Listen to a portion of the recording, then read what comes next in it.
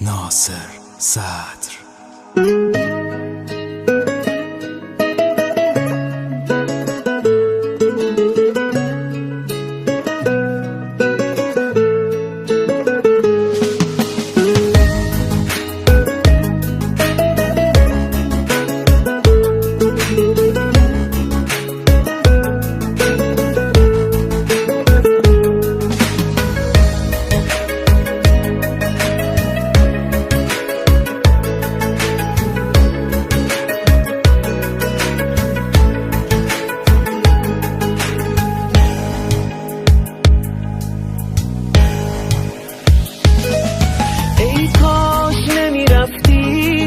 پای تو بسوزم، موندم سر حرفم، سر قولم، من هنوزم.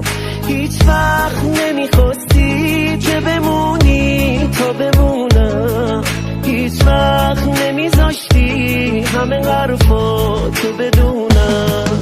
ای کاش میدونستی از وقتی که رفتی من کسی ندارم. ای کاش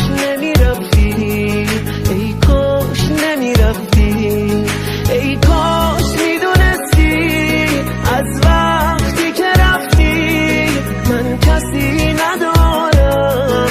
ای کاش نمیرفتی، ای کاش نمیرفتی.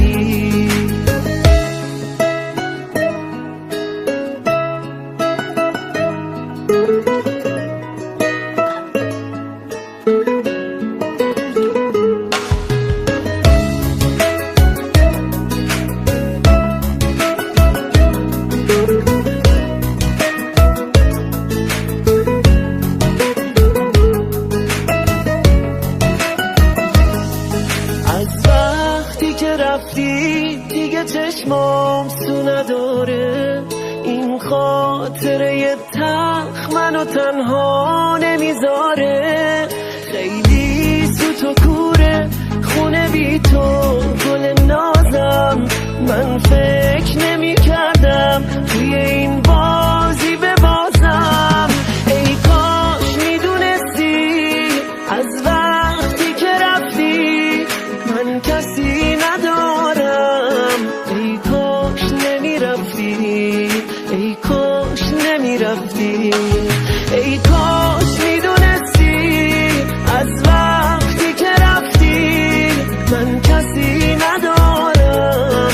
ای کاش نمیرفتی، ای کاش نمیرفتی، ای کاش نمیرفتی، ای کاش نمیرفتی.